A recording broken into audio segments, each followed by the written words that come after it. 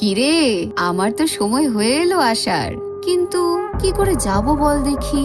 শুনলাম তোদের সরকার নাকি বলেছেন যে মেয়েদের রাতে বেরোনো উচিত না। তাহলে কি এবার আমি আসবো না? তোরা তো জানিস আমার সব কাজ রাত্রিরেই হয়। আর তোদের বাবা কি বলছে জানিস? বলছে আমি নাকি রাগ কন্ট্রোল করতে পারি না, কোনো অধর্মকে মেনে নিতে পারি না, রেগে গেলেই তো দেব গলায় খানাটা বসিয়ে।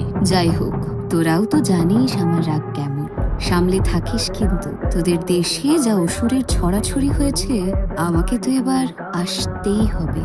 তাহলে রেডি তো? মুন্ডা হেমা চণ্ডী